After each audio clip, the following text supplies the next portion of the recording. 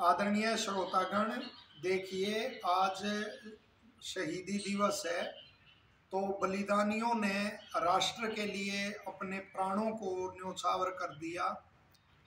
प्राण सभी को प्रिय होते हैं, ईश्वर को प्राणों से भी प्यारा कहा गया है और उन बलिदानियों को राष्ट्र भी प्राणों से प्यारा था।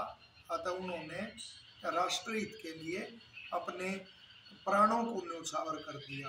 और किसी महापुरुष ने, क्रांतिकारी ने कहा था कि उनका सच्चे राष्ट्र भक्त होने का सबसे बड़ा प्रमाण ही ये था कि वो राष्ट्र पर अपने प्राण न्योछावर कर गए और अनेकों ने बड़ी यातनाएं सही, आजीवन कारावास आदि रूप में। और साथ ही घर भी सबको प्रिय होता है। जैसे कि चंद्रशेखर आजाद जी कहते थे, हम भी आराम उठा सकते थे, घर पर लेकर हमें भी पाला था, माँ बाप ने दुख सह कर, लेकिन उन सब बातों को वो अलग करके उन्होंने और मन पे नियंत्रण करके कैसी सच्ची साधना, पवित्र साधना थी कि अपने प्राणों को न्योछावर कर गए, अपना बलिदान दिया। वीर भगत सिंह जैसे वो क्रांतिकारियों के बारे में कुछ अपने ही नेता वो अपना वो ऐसणाओं के लिए, जनता में अपना नाम और वो करने के लिए ये प्रचार प्रसार करते थे कि ये क्रांतिकारी तो ऐसे ही वो उग्र रूप में अपना आंदोलन चलाते हैं और यह ठीक नहीं। उस समय वीर भगत सिंह ने, क्रांति सदैव वीर भगत सिंह की ऋणी रहेगी कि किस तरह से उन्होंने निश्चय किया कि अपनी आवाज़ सुनानी है, अपने उद्देश्य बताने हैं। जब हम अदालत में अपने उद्देश्य रखेंगे तो वो पत्रों के माध्यम से और अन्य माध्यम से जनता में जाएंगे और बड़ा अच्छा संदेश क्रांति के प्रति जाएगा, क्रांतिकारियों के प्रति जाएगा।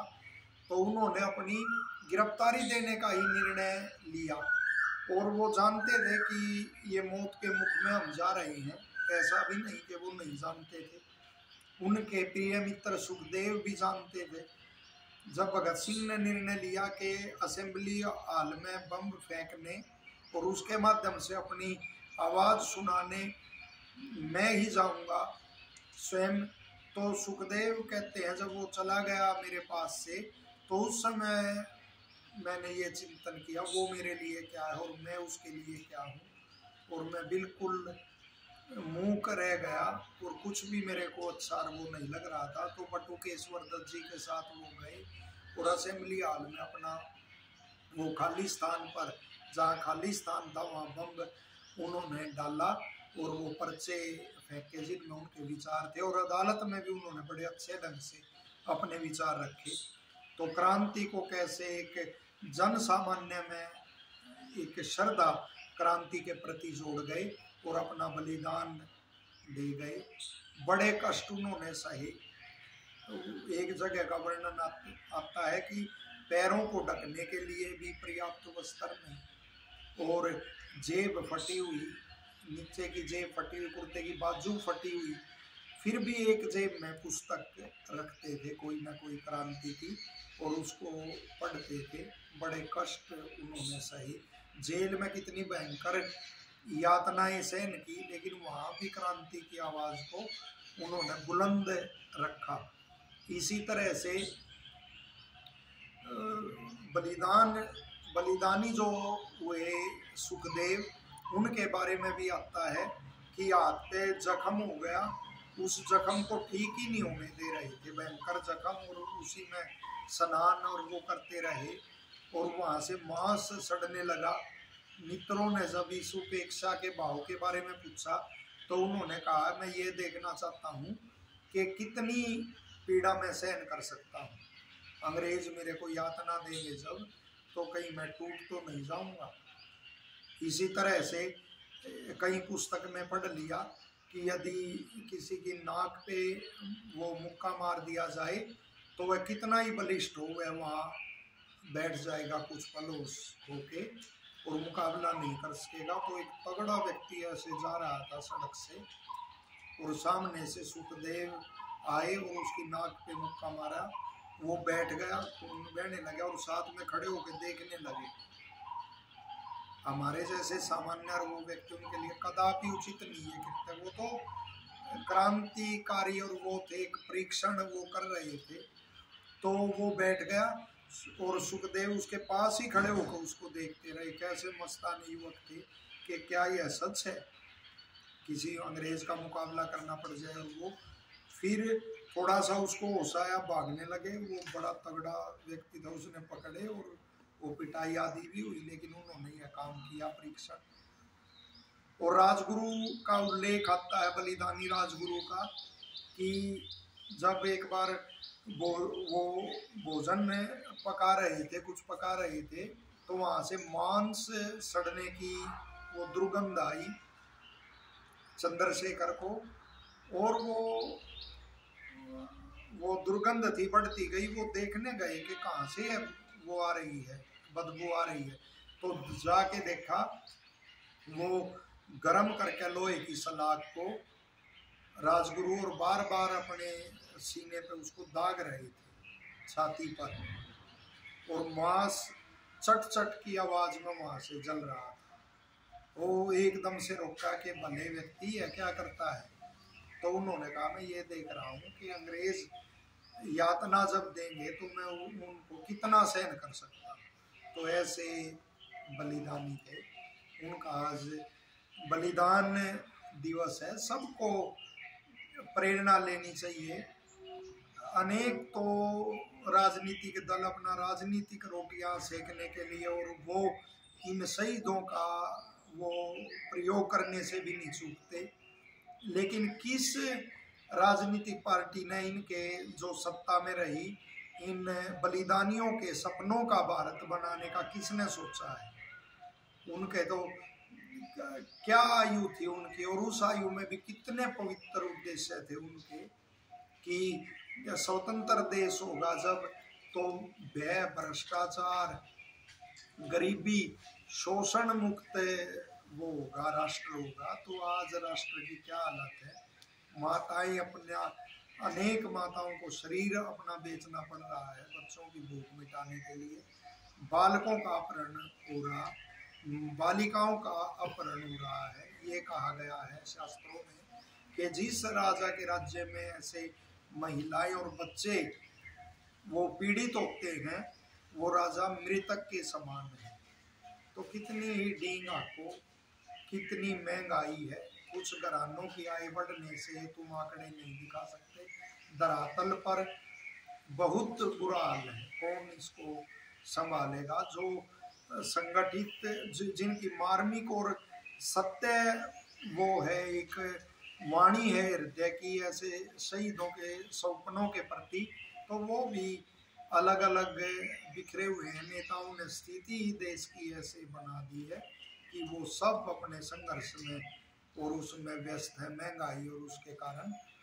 और आर्य समाज सदैव ही बिल्कुल निस्वार्थ भाव से, कोई राजनीतिक वो स्वार्थ नहीं आर्य समाज का, कुछ नहीं।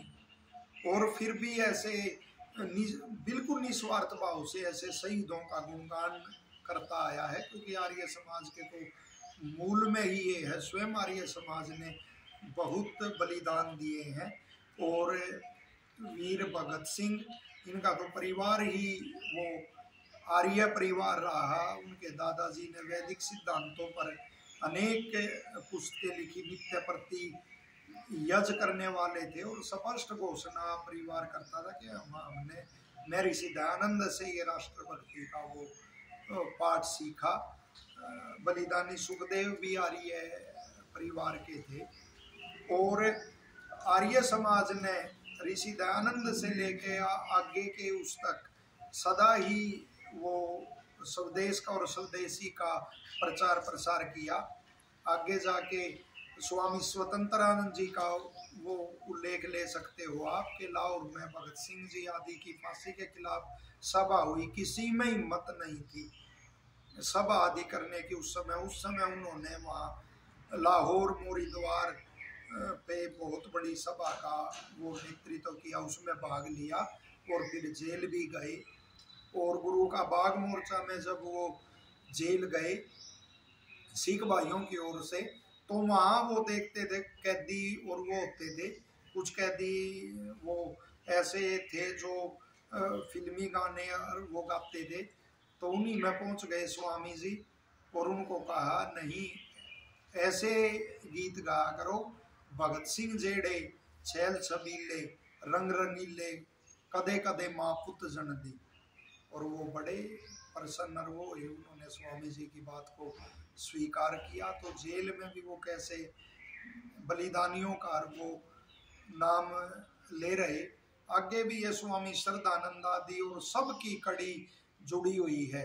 स्वनाम धन्य स्वामी ओमानंद जी, वो तो उनका तो जीवन ही एक बड़ा प्रेरक रूप में है। और बड़ा सुखद आश्चर्य एक है कि 22 मार्च को जन्म होना, 23 मार्च को वो प्राण छोड़ना, और 23 मार्च को जब भगत सिंह आदि बलिदानियों को जब फांसी हुई, भगत सिंह को, राजगुरु को, सुखदेव को, तो वहीं से पूर्ण वैराग्य का भाव लेना।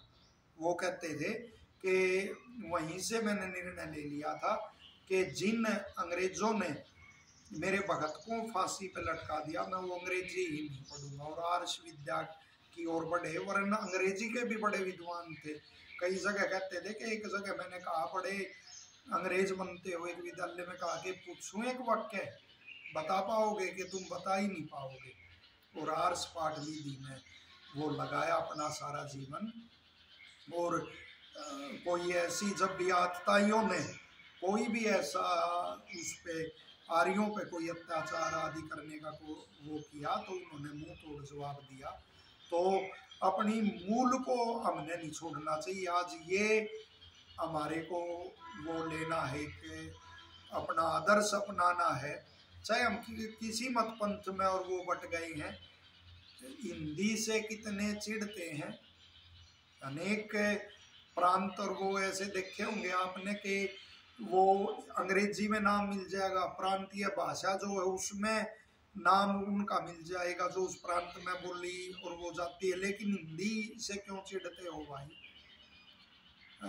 बलिदानी भगत सिंह तो हिंदी के बड़े अच्छे वो थे, लेखक थे।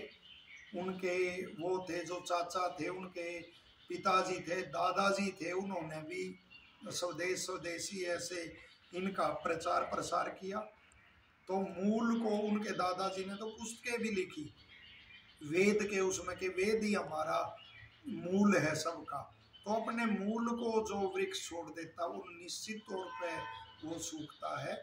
कोई मत पंथ ऐसे महापुरुष ने किसी परिस्थिति विशेष को देखते हुए चलाया, उसका आप सम्मान करो, उसमें वो रहो, लेकिन मूल रूप से अपनी मूल को मत भूलो। वेद से निश्चित तौर पर जुड़े रहो। और साथ में ये भी ध्यान रखो कि फला हमारा आदर्श था, महापुरुष था, उसने बौद्ध धर्म अपना लिया, फला था उसके धर्म के बारे में ये विचार थे, तो मेरे भाइयों वो हमारे महापुरुष या वो हमारे आदर्श वो धर्म को चलाने वाले नहीं थे। धर्म को चलाने वाले तो प्रकाशित करने वाले तो और ही थे।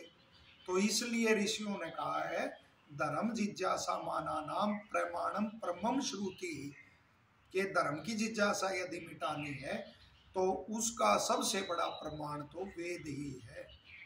तो ये जो हमारे महापुरुष जिनको हम आदर्श और वो मानते हैं और हम भी मानते हैं, लेकिन धर्म के विषय में अलग अलग विचार परिस्थिति विशेष से उनके बन सकते हैं, लेकिन मूल तो धर्म वो वैदिक धर्म ही है और वेद से हमारी जड़ें जुड़ी हुई हैं।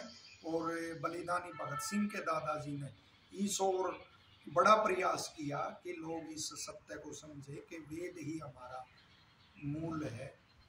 तो अवश्य ही है, प्रेरणा लेंगे और मिलजुल कर रहेंगे। जैसे गाय का है और हिंदी का है, संस्कृत का है और भी वेद का है। अपने महापुरुष जितने हुए, मर्यादा पुरुषोत्तम श्री राम, योगेश्वर श्री कृष्ण जी और मनु महाराज जिन्होंने मर्यादाएं आदि चलाई, अनेक विकृत रूप में उसको प्रस्तुत करके और भ्रम फैलाते हैं, तो उनसे सचेत रहेंगे और इन सब के प्रति और बलिदानियों के प्रति अपनी सच्ची श्रद्धा रखें।